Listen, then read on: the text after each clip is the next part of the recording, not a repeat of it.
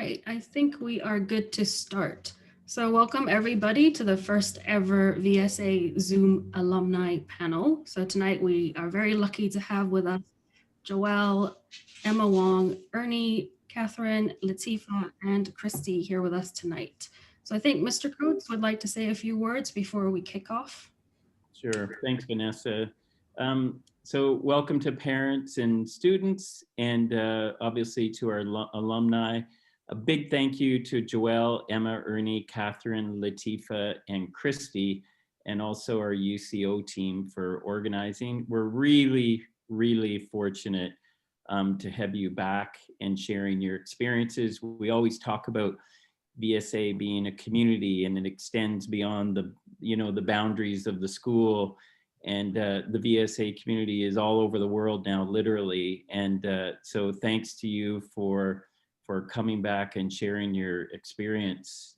I know for me personally, when I think back to this process, it was a long time ago, of researching schools and applying and then waiting and then getting your decision and making plans for transitioning. And then you go through the transition, and then you actually live the life of the university. It was a long time ago for me, but I remember it like it was yesterday. And it was a great time in my life.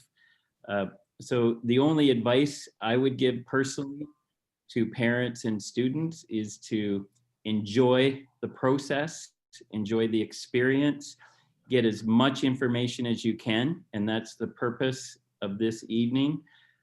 Take it all in, make an informed decision, and I would say that look for the right fit. What is the right fit for you as a student or for your child? And so I think our alum are going to give us lots of information tonight that are going to help us with that decision. So thanks again for being here. Thanks to UCO, and thanks to the alum for being here. Thank you. Okay, so just a couple of things. So we're going to try to make this hopefully as interactive as possible. So if you do have any questions, please put them in the chat box, either in the general chat, or if you're a little bit shy or unsure, you can message either myself or Miss Carolyn Lee directly, who will help moderate the conversation tonight. So just to get started, I'd like the alumni to quickly introduce themselves, let us know, everybody here know, what IB subjects you studied, where you actually went to university, what are you studying there, and what are you currently doing. All right, it's going to start with. Okay, so hi everyone, hope you can hear me. I'm Joelle. I graduated in 2019. For higher level, I took maths, biology, and chemistry, and for standard level, I took English literature, geography, and Spanish B. And so currently I'm studying a Bachelor of Medicine and Surgery, or MED, at CUHK, the Chinese University of Hong Kong, and I'm currently in my third year of medicine, so that's my last year of preclinical studies. Yeah. Hi everyone, I'm Emma. I graduated just this year in the class of 2020 from VSA. At VSA at higher level, I took English literature, biology, and music. And at standard level, I took history, math, and Spanish ab initio. I'm studying at Stanford University right now, but I haven't yet declared my major. So for now, I'm undecided. Right. Hello, everyone. I'm Ernie. I'm doing civil engineering in University of Toronto, and I graduated in 2018, which was 1 year before Joelle. And so I took math, physics, and chemistry, the usual engineering high levels. And then I did Chinese and English A and economics SL. Hello, my name is Catherine. I graduated a year before Ernie, so in 2017. My IB subjects were a while ago, sorry. So for HL, I did theatre arts, psychology, and biology. And for SL, I did Chinese, English, language and literature, and also maths. Yeah. So I graduated this summer from the University of Cambridge, I read psychological and behavioral sciences, and right now I'm doing a master's at the University of Bath, which is applied forensic psychology with counseling with placement. Thank you. Hi, I'm Latifa. I am definitely the oldest one here, as I graduated in 2014. So my university application process was like 7+ years ago. So I did history, English literature, and biology at higher level, and then math, econ, and Chinese standard level. Then I went to Oxford to study law. And then I graduated in 2017. And after that, I worked for 2 years in a think tank called Our Hong Kong Foundation, which Dr. Kung is also an advisor for, I believe. And so I worked there for 2 years. And then I went to, I did my postgraduate certificate in law in CUHK last year. And now I'm working as a trainee solicitor at a law firm.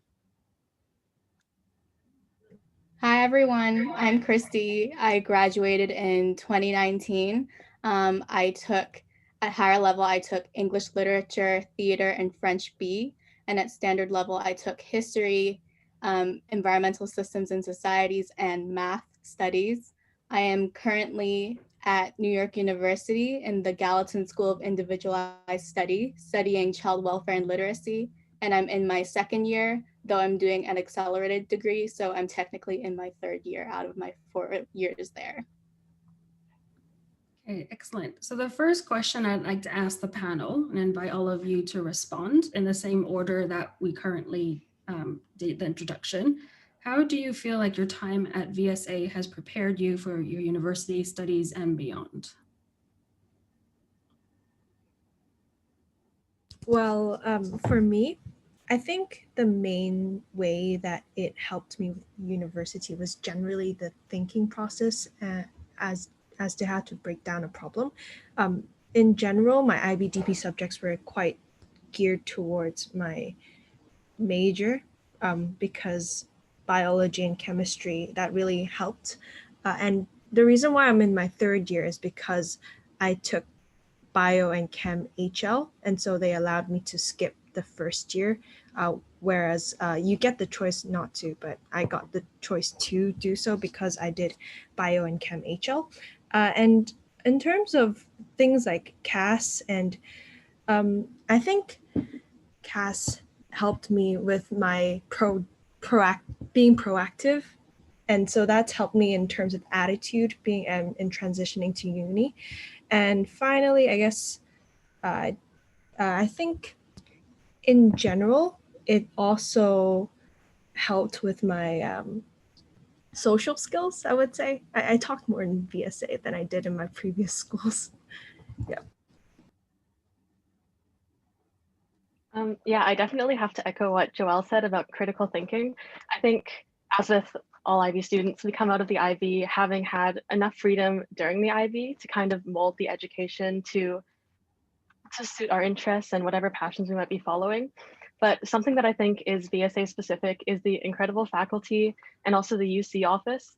I definitely think in particular, the University Counseling Office was incredible as I was preparing for university admissions, and also in particular about really like leveling our expectations about what university is going to be like, the specific skills that we're going to need. They told us straight up right from the beginning what we should be focusing on, and they're absolutely right.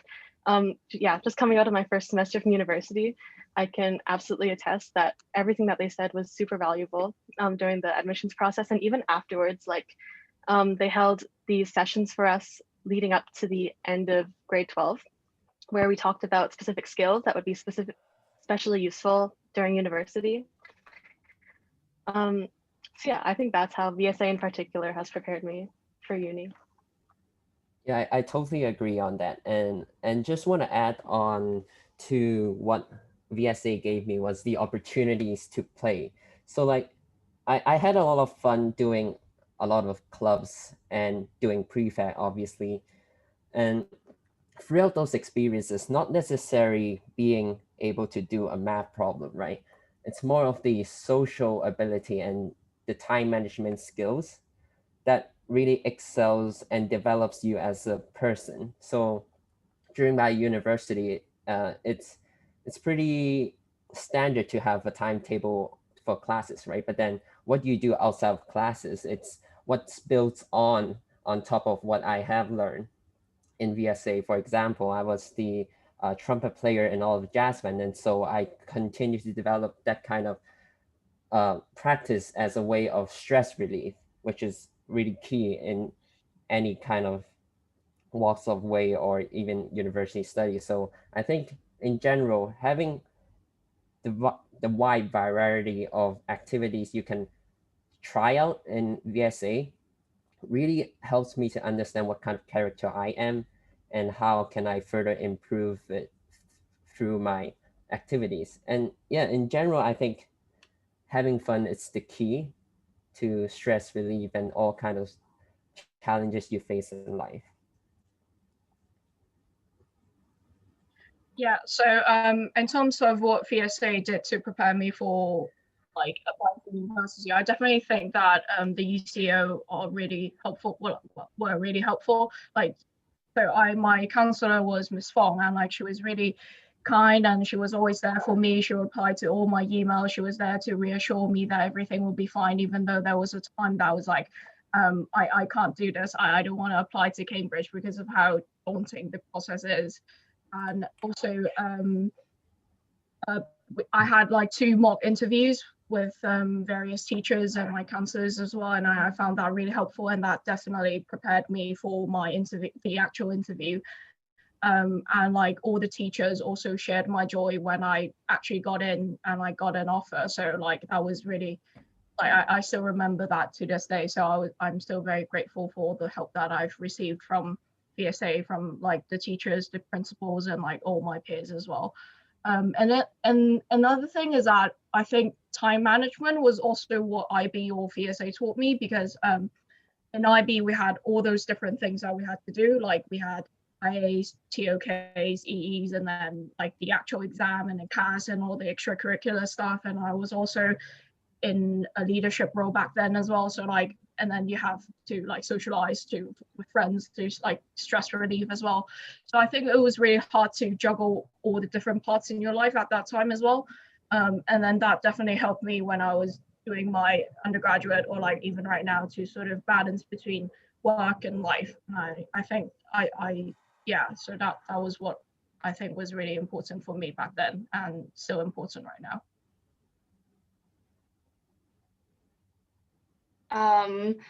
I think I'm gonna break this question down into first the application process, and then the like actually being at university. So in terms of applying for universities, the UC office is this great wealth of information. They know everything, and but you know there are like 100+ students in a year, so you have to take the initiative and approach UC and make use of the the wealth of knowledge that they have. So Miss Lee was my counselor during my time, and she was just like guiding me throughout. From I think I submitted my first draft of my personal statement in March of the year that I was applying, which was and I didn't submit my actual application until I think mid-October. So that there was like several months where we were just sending drafts back and forth and prepping in other ways.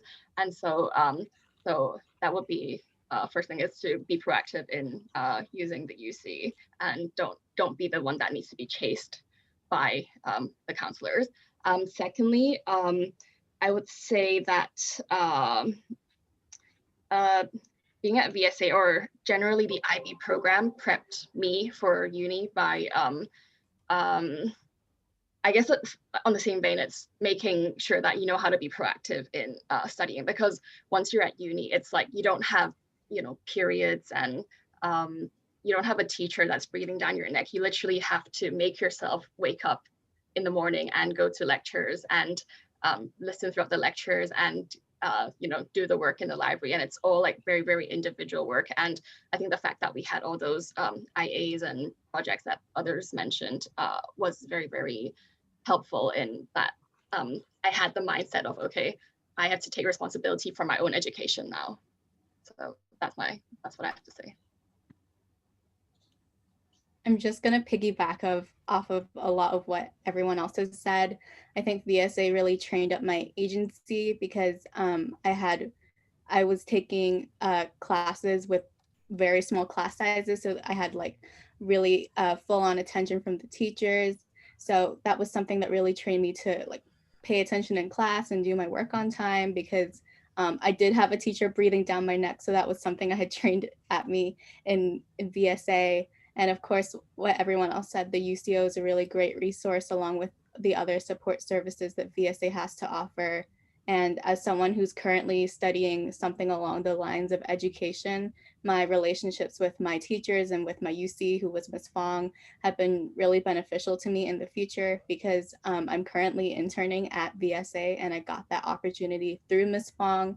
So that's been really useful for me as I've graduated from VSA. Okay, that's fantastic to hear so many positive things. And thank you for saying such nice things about the UCO. What would you say is the best way to make use of your time at VSA? What advice would you give to students to maximize their time? I think for me, the most important thing is to try a lot of things, because currently I'm not well, in university everything just, you don't have that much time compared to being in high school. And so if you want to try something new, you should do it in high school. And also, let's be real, it looks good on your application if you do more things and you're more proactive and you take more roles on and you try different things. So not only are you developing your portfolio, but you're also developing your own life, as in you know more about what you like. And like Ernie said earlier, with more activities, you get to know yourself better. And so that can help you with your uni life as well, because it helps you understand what you really want in life, I would say. Yeah. So I would say take advantage of the activities and the time, the activities that VSA offers, the clubs. Start a club if there isn't a club that suits you, and take advantage of your time and try more things. Yeah, I completely agree that it is so important to explore during high school. But in particular, I think my biggest tip for making the most of your time at VSA would be to take initiative, because I think in particular, because VSA is such a supportive environment, there are so many opportunities that are way more accessible at VSA than they would be at university. So for example, anytime I had like an inkling for a project that I wanted to start, VSA was a great place to get it off the ground, because teachers, faculty were so supportive of what I was looking to do. I was always able to find advice, someone who was equally interested in the project. And yeah, getting it started at VSA wasn't very difficult at all. Whereas I agree, at university, there's much more competition for the same resources, and it is more difficult to do that. So I think being conscious of the way that you're making use of the resources that VSA has provided to you, and also taking agency throughout the time. Yeah. I just want to say that how to maximize your time at VSA is really to find your interests and your passions. It's a really vague concept, but then once you actually find what you enjoy, you will you work a lot harder on that, and then you will actually perform better. So for example, during my VSA, I was doing a lot of math clubs, and that's how I got interested into engineering, right? But then why civil engineering? It's real, all those experience working with Family Fun Day, helping out with volunteers, and then I realized I have that ability to organize events, and that's what project management is about in civil engineering. And so with the addition technical abilities, you can match up with different soft skills throughout your exploration on your ESAs. And to be honest, just have a lot of fun have fun with your friends, make friends during VSA. So one of the best memories I had was doing the graduation performance. It was one of the best performances that we students initiate, and it's a great memory that you won't necessarily put on a resume, but then you truly see your personal growth and social growth with the bondings between your friends, and that is invaluable compared to just learning textbook knowledge. Because I always remember during the graduation ceremony, the guest speaker talked about being not only to learn something that's Googleable, but then you learn something that is not Googleable, which was a quote from Professor Chin.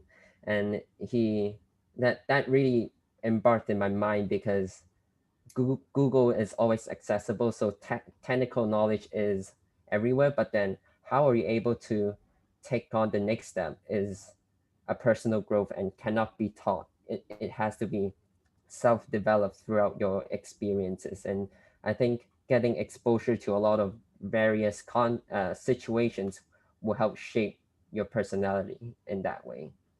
Yeah. For me, I think how to maximize your time at VSA is really to connect with people and build a very strong bond with people, be that with your friends, be that with your other peers, people from other years groups, and also with your teachers as well. Especially because I think a lot of things, especially in this like unprecedented time with like COVID going on and all the academic pressure and all the things that you might face in life, I think it's only bearable because you have friends and because you have people there to support you. And one thing that made me realize how important a social support network is really by coming here to the UK and like studying alone in like a very new environment. So it took me a time because like it takes me a while to warm up to people, and like it was quite hard for me to connect with people at first. So like so when I was struggling a bit in my first year, the people that I relied on the most were the friends that I've met back in VSA, because you've been through that very tiring and like stress process of like IB, like DP exams and stuff like that. So they know who you are, they've been through that,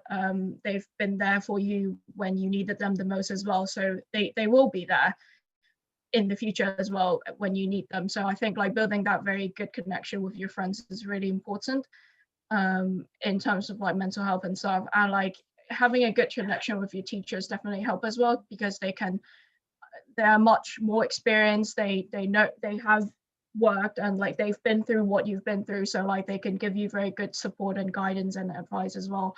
And sometimes they can even give you internships like what Chris had. So I think like having a very good connection with your teachers and building a very strong bond with your friends definitely helps when like you need them. So yeah. I think from my perspective, what I wished I would have maximized more on when I was in VSA was trying out activities, like random activities where when you get to university, they're less forgiving to novices. What I mean is like, once I got to university, I was like, okay, I do want to try different sports, but all of the sports clubs in uni, like all of the team members, they were all like Olympic level, and so you can't really like join like Oxford University Football Club as a novice, right? So like that's the kind of stuff you really have to try in high school and kind of like train up yourself first and see if you really want to do that in the future. Or same thing for like journalism. Like I joined the Oxford Student, and I wrote in the news section for my first year, and the other people in the teams were like regular contributors to the Times or other, you know, really higher level, like it's just like everyone there is like amped up and really good at what they do. So so if you are not confident about, you know, being among people who are really good at what they do, then try it in high school first. That would be my advice. I agree with what everyone has said, but I'm just going to deviate a bit. And based on my conversations with my fellow students at NYU. I think one thing that was really unique to the VSA experience was how international it was and internationally minded. Like it is an international school, but I think VSA really tries to make sure that you have that global knowledge and context going in. Like my fondest memories at VSA are going to cast trips and learning about different cultures and being able to volunteer with different communities. And that's not an experience that a lot of people have in high school. And obviously cast trips aren't happening right now because of COVID, but you can still take advantage of the connections that VSA has with like local charities or other community organizations to make your experience more unique, because it's definitely something that is special to VSA and special to Hong Kong and being in such an international city. Okay, so we're getting quite a lot of questions now in the chat. So I'm going to ask a question that's come in from Jack. So he says, hi, how did you guys gauge your limits when you're applying? Did you see a school that you want to go to but didn't consider because it might have been too competitive? Or did you just go with your aspirations?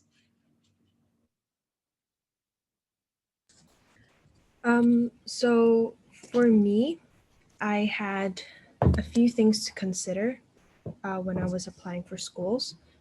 Firstly, personal preference. Secondly, family. And third, monetary decisions. And regarding, so those were how I kind of limited my school uni selection. So in terms of personal preference, for example, I didn't apply to any school in the UK because I didn't want to. I didn't really. I did not have any interest in going to the UK as a country because I've been there before. It was just a personal preference. And family-wise, again, I didn't have family in the UK, but I have family in America, so I applied to the US as well. But mainly CU and Hong Kong was my first choice. And then finally, monetary considerations were my like third limit. And in terms of schools that I wanted to go to but didn't consider, yes, I also had those schools. I didn't apply to any of the big like Ivy League colleges in the US, so I didn't apply to like Stanford, Harvard, things like that, because I thought it was a bit too. I didn't really have hopes of getting in, and I didn't want to stress myself out over applying there. So I only applied to like things like so I applied to other schools that were also competitive, but I felt like I might have a better chance of going into like UC, the UCs, UCLA, UC Berkeley. Yeah, so that's my answer to that question. Thank you. Can I just quickly jump in? So I went for undergrad, I went to Cambridge, and I didn't want to apply to Cambridge. Like that was never, like I'd never had that thought before ever in my life before my UCs and like my peers suggested me maybe I should give it a go. I don't know where it started. It was probably when some of the Oxbridge admission people came to VSA and gave us a talk, and then VSA said that maybe I can consider applying to Oxbridge, and I was like, okay, I'll think about it. And then I sat through a few mock interviews, and then I remember the first mock interview I had with Mr. Harrison and Dr. Guy, I think. Maybe you guys don't know them, but I was just like crushed by that experience. That was so bad. That was one of the worst interview I've ever had. And then I just remember like walking home from that interview that day. I was just like, I can't do this anymore. Like there's no way I can be at Cambridge. Like I'm just not good enough, because I wasn't a top student back then either. But I think even though you have doubts in yourself, your teachers, your parents, and your peers, they know you, sometimes they know you better than you do. And I think just really listen to them. And like, I think people believe you because of a reason. Like there must be a reason why they think that you can do it. So I think just give it a go. I mean, like, why not? You have nothing to lose. If you got in, great. If you didn't, there are many other universities out there. And definitely go with your aspirations, definitely. Because I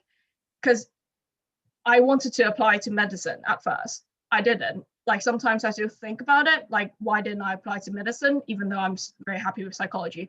But there's always this like regret that you have if you didn't go with your aspirations. And I think like we're still too young to like worry about too much. So I mean, just go with your passion, go with your aspiration, try it out, why not?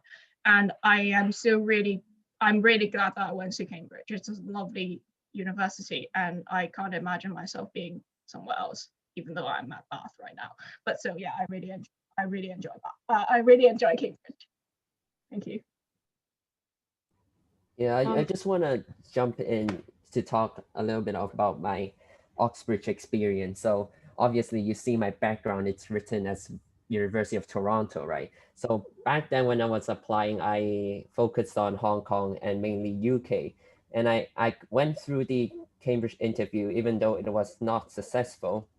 That gave me a push on how I should approach my learning in general, because you after you get rejected by a school, you have the desire to win, like say to prove yourself you're worth it, right? And so that's why I worked really hard afterwards in the IB, and obviously I did really well in exam. That doesn't mean that I have to go to Cambridge the next year or the year after forever and apply as many times I want. But then moving on from that is you learn from your mistakes, and it can be a motivation in your learning. And that's why now I ended up in Toronto. I also don't know why, but just apply whatever there is an opportunity. And then once your results are out, you have the choice to choose where to go. If you don't apply, then you never have a choice to choose from the very first. And so don't be disheartened by being rejected or feel sad about it. It's normal, it happens. And it doesn't mean that you're not strong enough. Maybe under circumstances you didn't perform as well. But then it is definitely a motivation for you to work harder, right? If you don't get rejected, you won't work as hard. So yeah, I just want to add that into.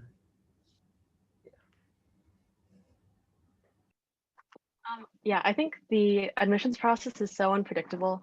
You have no way of truly knowing what the outcome is going to be if you don't try. And in that sense, I definitely think you should just go with your aspirations. But definitely, I think when I was applying to Stanford, I knew the odds, and I was managing my expectations. And I think if you have doubts about that, that's something that you can talk to your UCs about. They were super, well, my UC was Miss Fong, and we did definitely have conversations where I said I was hesitating about applying to Stanford because I knew the statistics, but I'm so happy that I did. And also, I think going back to what Mr. Coates said at the beginning about finding a good fit, I completely agree with that. And the UCs are also there to guide you in that regard.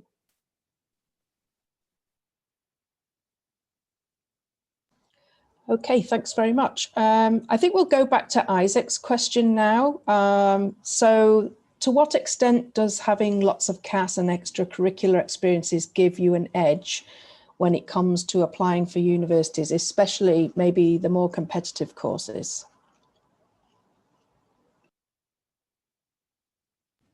Should I start?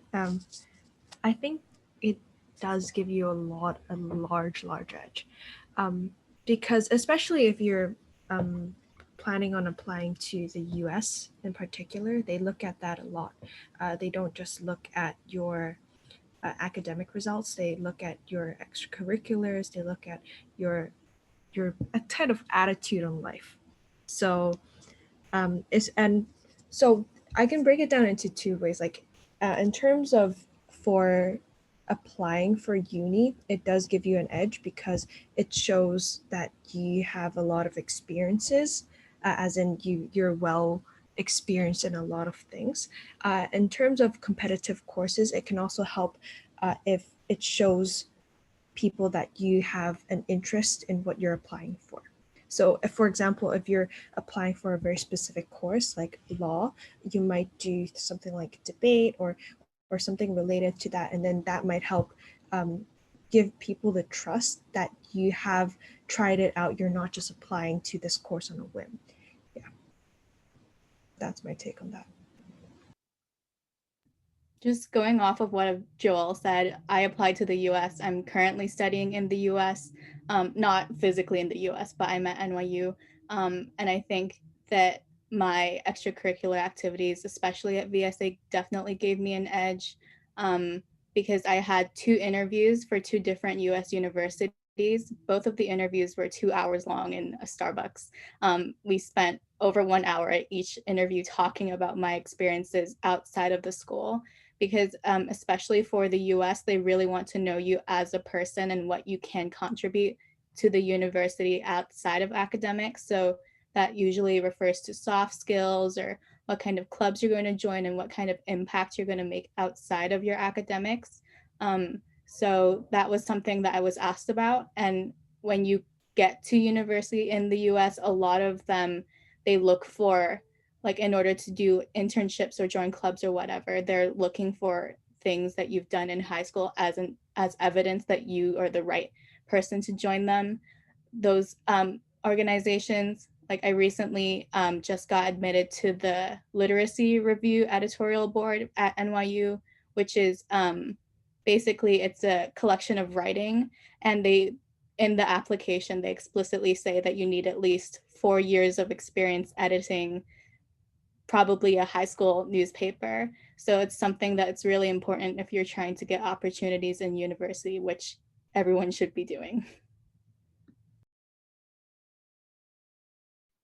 Yeah, I had a very similar experience with my interview. It was also like 90 minutes, and we just talked about the extracurriculars that I had done. But I think it's not necessarily always the quantity of extracurriculars that you've done, but definitely I think how you convey what you've gained from the extracurriculars, like particular skills you've developed, or any insights that you gained as a person. So my Common App essay, like my personal statement for applying to Stanford, was about a CAS trip that I went on, and what I learned about what I learned about myself, but also what I learned about humanity. It sounds very vague, but I do think it's important to be able to reflect on your experiences and then speak about them in a meaningful way in your application.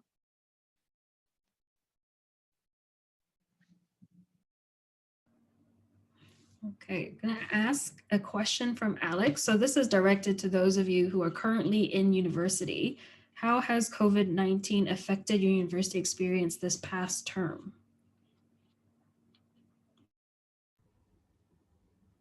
Maybe I can start. So currently I'm now in Hong Kong because I didn't want to go back to Toronto for the virtual experience. And basically we're just doing classes online like we are doing now, like Zoom classes and then Zoom exams and then Zoom tutorials, Zoom chatting, Zoom group. So basically everything virtual.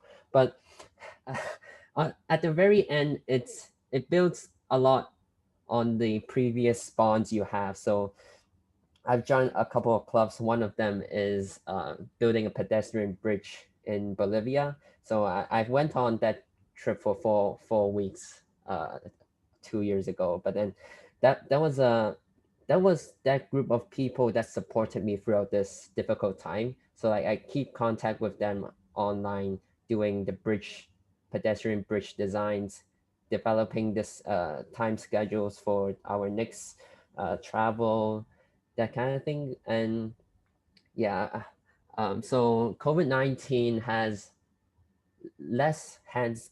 If you're looking into science related subjects, there will be less experiences on the labs, obviously, because you can't go in person. But then the content of learning should be pretty much the same because it's pretty well structured, and then instructors are just doing it virtually. Yeah, I think that's all from me. I'm gonna be brutally honest that I hated it at first. I hated the idea of online learning. I hated the idea that I don't get to meet people. I hated the idea that there's so much I hate, that things are just not starting. Like at first, when I first came, I mean, the sports clubs are still figuring out how they're going to do sports with like social distancing rules and stuff like that. Most of our classes are online, except for like a 4-hour like in-person teaching once a week. You don't get to meet people as much. You don't get to socialize with them as much.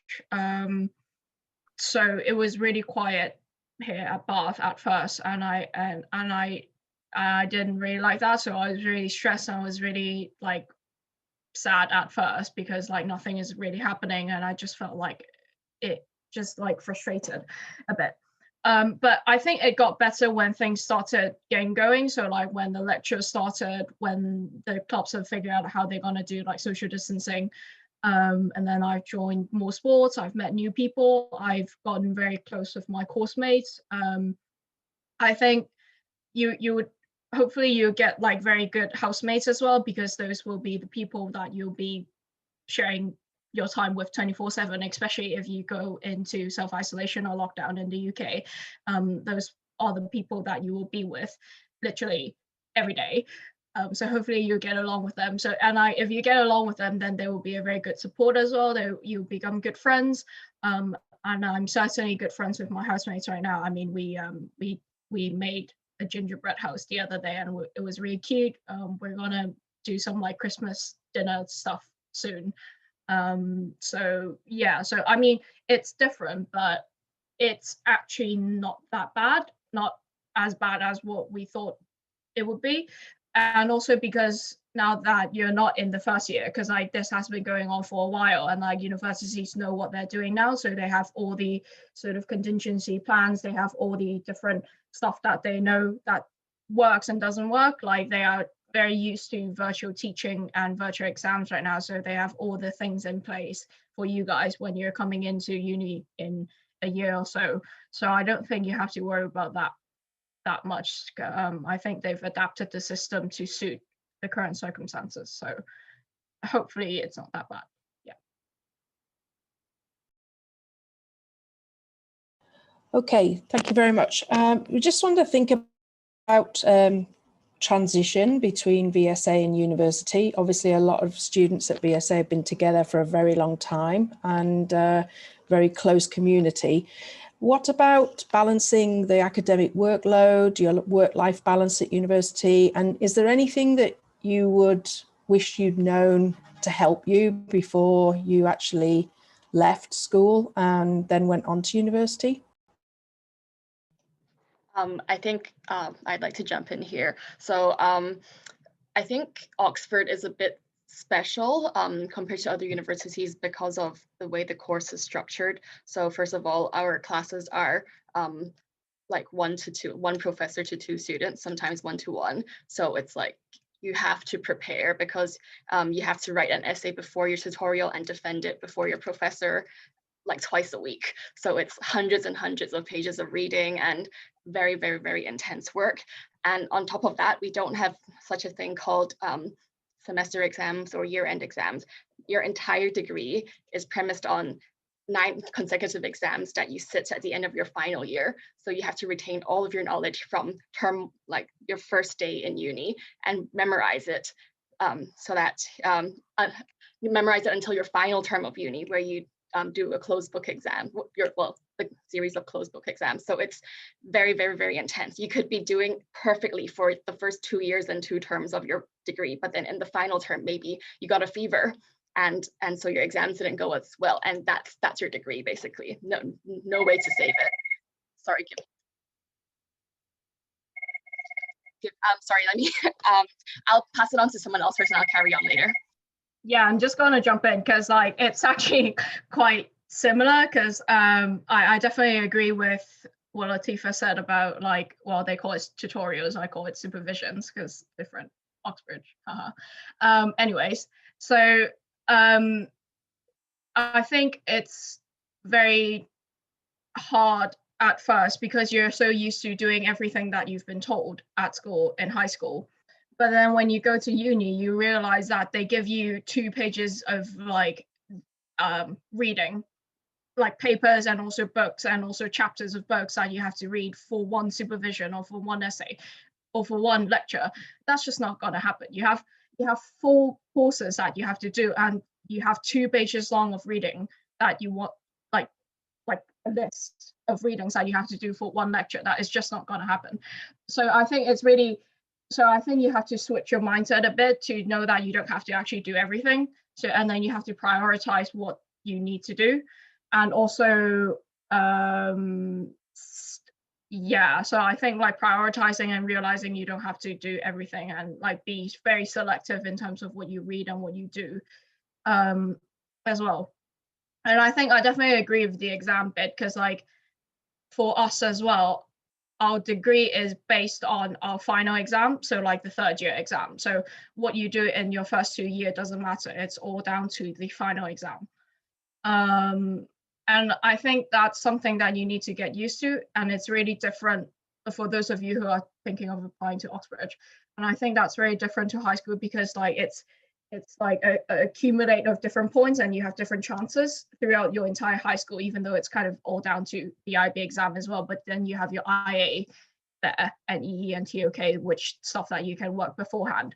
And I think just be flexible and like adapt to the university that you're going into, the course that you're going into. Just be flexible and don't sort of just stick with what you're doing in VSA, because sometimes it's not gonna, sometimes it might work, sometimes it probably doesn't work. So yeah. Hi, sorry for that really embarrassing intermission, but what I was saying was that when you're in uni, or I'm sorry, when you're in high school, everyone's gonna tell you, you know, it's like there are really good universities, you have to apply, like, and you want to go as well, but you would probably only look at the ranking, or at most like what kind of subjects they might offer. But I think as a precaution, if you don't want to find yourself in a very, very intense situation where all of like half of the people in your grade are like dropping out or have like mental health illnesses developed from university, then you should probably look at how the course is structured, how you're examined, what exactly you'll be learning. I think it does, because your uni life is going to be at least 3 to 4 years, and do you want to spend 3 to 4 years of your youth in like anguish? I'm not saying that I had that bad of an experience, it's just in general, but it could get really bad. So don't just look at the branding, look at what you think you can handle and what you're actually interested in. That would be my advice. And for the getting sick out at your final exam bit, I think there is like a system called like extenuating circumstances. I think that's even for IB as well. So like you can technically apply for extenuating circumstances if you know that you're kind of sick, and maybe they'll like give a sort of leeway in terms of like marking, or like at least the examiners would be aware that you were not feeling well at that time. But then don't rely on that too much. So it's really down to how you took care of yourselves, and sort of like it's also a part of life, right? Like being healthy and like taking care of yourself. So I think that's really important. So yeah, so don't try not to worry. I think there's a major difference in terms of the education system in the UK and the North America.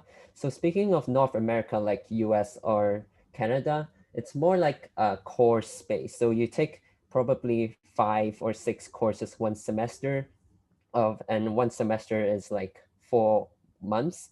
And so basically after choosing those 5 courses, then you take a final exam at the end of the term, and then that's it for that course. And then you move on with the new set of courses for next semester. So I think that's the major difference between the North America system and the UK system, if you're thinking of where to apply. So from my personal experience in Canada, it's more like you just focus on the 6 courses, and then you can leave it behind and then choose another 6 courses that might build on from your previous 6 courses, or it can be something different. So the focus of learning in North America is a bit more diverse and more flexible, and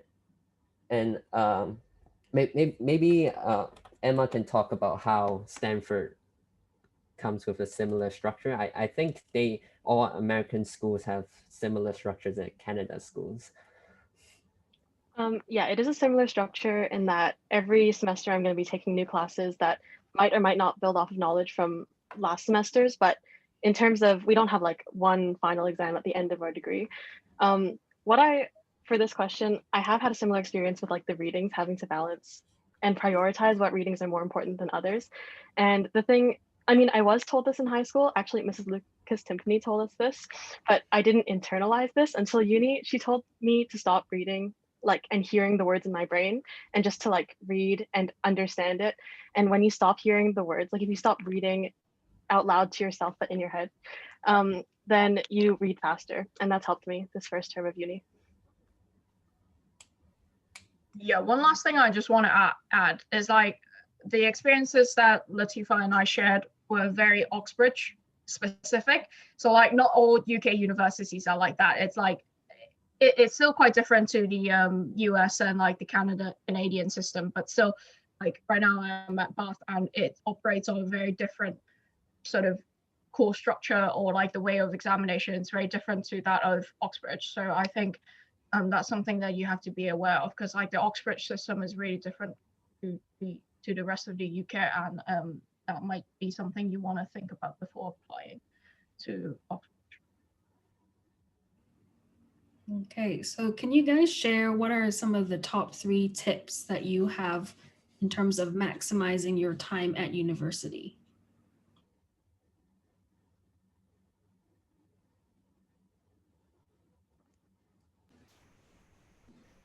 I think I'm not the best person to answer this question. Christy would probably be better. She's got quite a lot going on. Christy? Thanks, Joelle. I guess I don't think I've thought it through in my head. Maybe I'll think it through as I'm talking, but my first tip would be to say yes to everything, every opportunity, because they're hard to come by in university because everyone is fighting for the same resources and the same amount of attention. So it's take advantage of whatever opportunity comes your way. My second tip is to get a job. Any job, honestly, it helps you gain learn how to manage your money, because that's probably something most VSA students don't really have to worry about in high school. But getting a job helped me like develop soft skills and learn how to be an adult and manage my own money. And my third tip is to connect with people, anyone in your university, connect with professors, with your fellow students, connect with alumni, and there are loads of resources at university for you to do that, because the school itself is aware that it's such a daunting place that they create little ways to connect people. So one thing that really helped me through my first year at NYU was I'm a first generation college student, as in my parents didn't go to college. I'm the first in my family to go, and I had no idea what to expect. So I joined a first generation college student mentorship program. So they paired me up with a grad student, an NYU grad student who's also first gen, and also a professor who was first gen.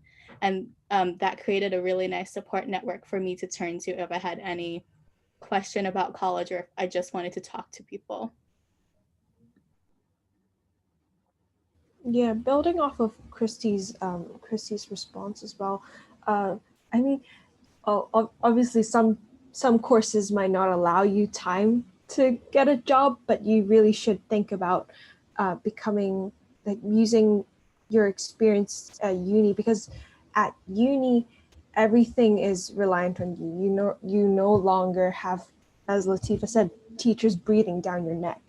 And so being proactive with your time and your experiences, trying to find internships, trying to find even unpaid internships, jobs, anything like that, that would be one thing that is a really good experience to do in university. And a lot of experiences, internship experiences, are open to university students in particular. So yeah, take advantage of things like internships, of university offered work, of clubs as well. And also, like Christy said, making connections between yourself and your fellow peers, and your professors, or just people around the university. Knowing more people from different walks of life, because it will be because in VSA, the people that you see every day, you may have grown up with them, but in university, people flit in and out of your life. So use that opportunity to get to know more people, and understand their backgrounds. Yeah, diversify your social circle, I would say. Yeah, just want to add on to some self-management skills. I think what I learned most is to use Google Calendar to manage time.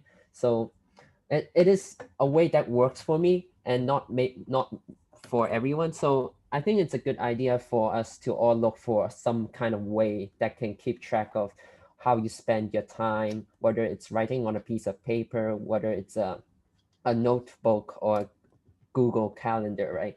Find a way that works best for you. And the second advice is to be open-minded. We hear this term a lot, but it's a little bit misunderstood in a way that, for example, if I was focusing on civil engineering, right? So I would think that language courses don't matter, obviously, but then that isn't true. You need communication skills anywhere. You need to make proposals.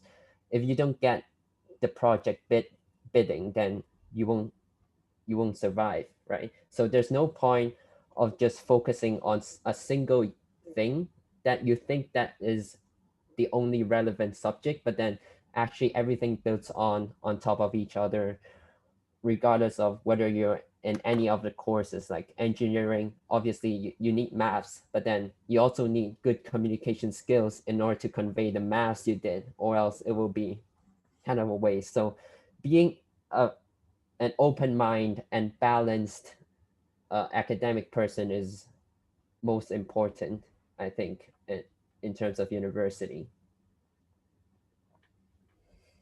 Yeah, just one last thing to add. This is very psychology, but one thing that I wish I knew was that it's okay to relax. It's okay to have a day off. It's okay to have a lie-in. You don't have to keep going. There's so many things you can do in university. There's like deadlines, like readings, like extracurricular, internships, your job, meet up with friends. Like there's so many things you can do in university, but sometimes you need to just like slow down and like take a break. I felt so guilty about that at first, and that was really bad for my mental health. So I think it's okay to slow down and take a break and just have some time for yourself and relax. I think that's one of the most important lessons that I've learned in university. Okay, that's fantastic. Ethan, I've seen your question. We can probably address that in Flex because we're coming to the end of the session. So I just, obviously Latifah's still in her office and had to answer a work call.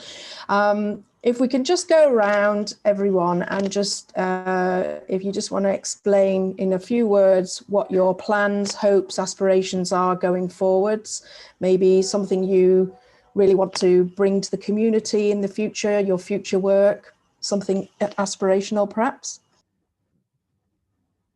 Okay, I'll start.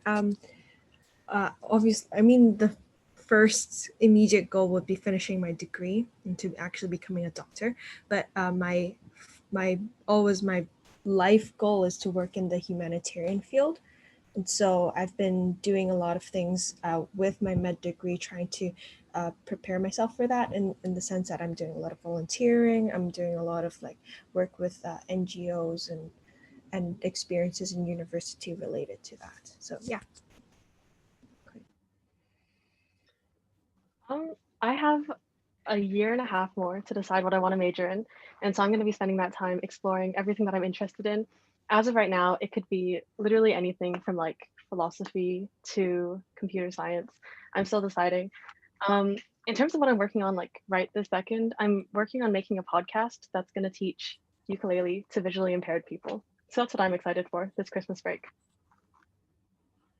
Yeah, I have a bigger aspiration, but it's pretty vague, which is to transform how people perceive civil engineering. It's people have a strong impression of being a dull industry, but instead it's really a day-to-day. You see constructions every day, and it's relevant to your basic life. So one of the goals as a future engineer is that to help the public better understand why things are there. So like why there are drainages, why are there transportations. And I think that mutual understanding between the profession and what we do helps to bridge, how to gain more understanding for this profession. That's my goal. My goal is to become a clinical or forensic psychologist working in the criminal justice system with a specific focus on working with children, maybe like child abuse, maybe just like children who have experienced trauma or like along those lines. Yeah, so that's what I want to do, but I still got like at least 6 years ahead of me. So yeah, long way. I guess I'm the most advanced here because I'm actually working now. I can't really say what my future aspirations are, but I think my current aspiration is to just be good at what I need to be doing right now. I guess my immediate goal is to finish my degree, and I want to work in the education field. I want to work with children. So I guess the next few years is me trying to figure out what exactly I want to do and in what capacity I can help the people around me.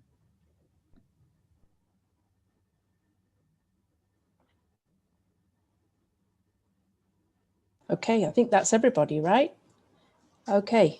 Well, I'd like to thank you all for really giving up an hour of your time to share your wisdom, your knowledge, your experiences, and I'm sure it's been very valuable. Thanks very much, Vanessa Fong, for grabbing you all together and persuading you to share your time. I want to say something too. Thank you so much. It's so rewarding, you know, hearing all of you talking about your aspiration, your journey, and then the IB program helping you, reshaping you to your aspiration. I think that as an educator, it's so good to seeing all your achievement. I think it's very touching. See you since 2 years old, since kindergarten. Now you are in university and come out to work. So thank you so much. Thank you for all your alumni sharing today. It's my pleasure. So one last thing before we wrap up, again, I just want to really thank the alumni. Of course, you know, I've worked with many of you guys, and even Joelle, even though I didn't work directly with you, you know, I had experiences with you as a head of year. So it's always been really a great part of this job is just seeing you guys go through this process and seeing you guys doing well in your university and also your career. So it's really wonderful to have all of you here tonight. And thank you again for sharing your experiences with everybody here. All right, hope everybody has a good evening and